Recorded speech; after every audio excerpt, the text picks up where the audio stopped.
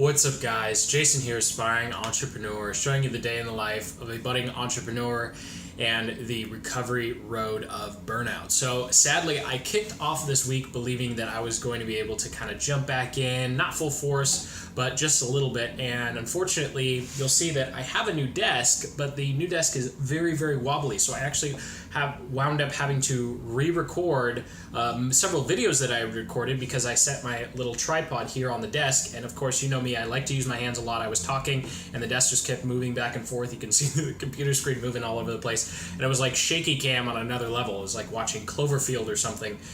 And so it made me motion sick trying to edit it. And I was like, nobody's going to want to watch this. So it was kind of a setback, but you know, these things happen.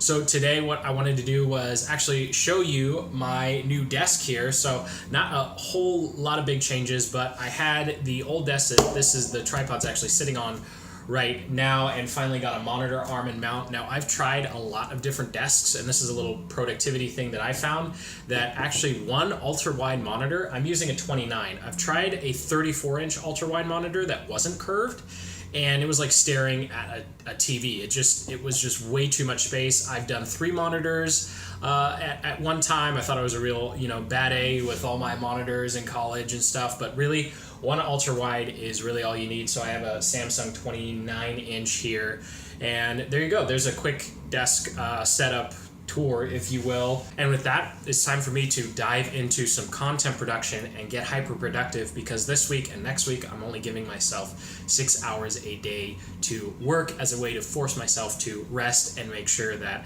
I actually do recover fully before I go, full force. And speaking of full force, one of the biggest issues I've found with my view or look on what entrepreneurship is it's really hard to know when you're doing enough, because it always seems like there's someone else who's doing more than you.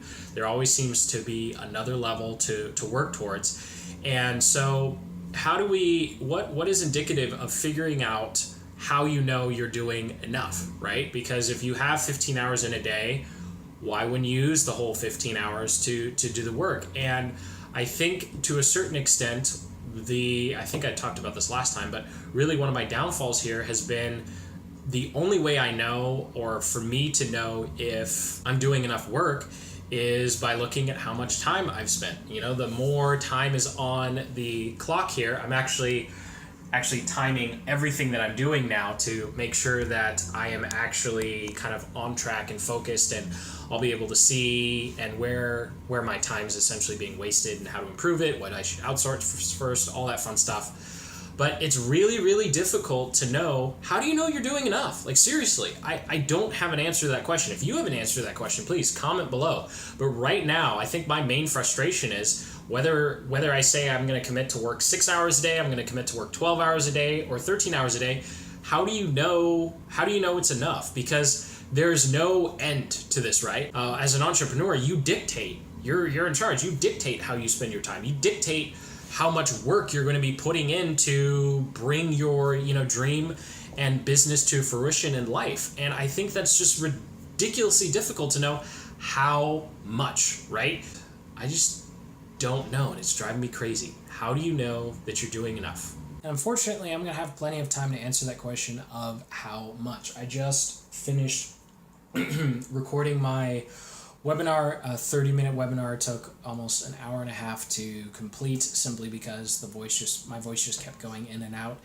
And after talking with several family members who are in the healthcare and medical fields, they let me know that what I was doing was incredibly stupid, and that I need to take the pain I have in my vocal cords a lot more seriously. And unfortunately, the honey and lemon just is not cutting it, along with some enzymes I'm taking to reduce the inflammation. So it's been heavily advised that I stop talking altogether, and that although I haven't actually had, for the past 2 weeks, I've been resting my voice, I've still been talking a little bit in normal life, and the recommendation is to just shut up completely. So I'm actually, starting tomorrow, going to have a complete week of silence, which means for now I'm actually stuck leaving YouTube, which really stinks. I mean, we talk as entrepreneurs, the difference between solopreneurs and entrepreneurs is solopreneurs, when you stop working,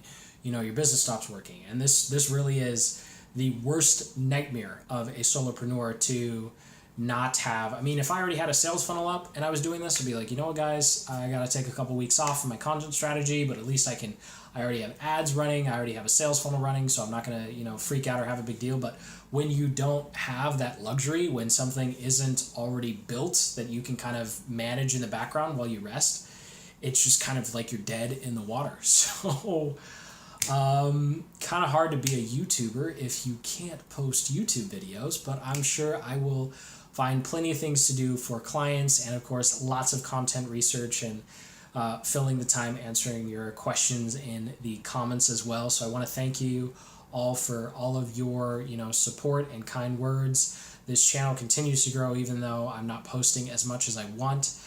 And sadly, I'm stuck leaving YouTube for presumably a week. I'm hoping it's only a week. It might have to be longer. I don't really know how I could do YouTube videos without a voice. I've looked into things like having other people voice over or whatever, but that's just kind of weird. Be like, Jason, why is somebody else talking on your videos? And you can't really lip sync yourself either. So I am not sure. Maybe I'll get creative or something. But until then, I hope this isn't too discouraging to you guys, but it is just a big lesson learned in listen to your body. And if something starts to break, stop before, it's broken permanently. So until the next video, which is hopefully on the 25th or 26th of September 2017, keep building the business you love. I'm not going to be talking for a week. Take care.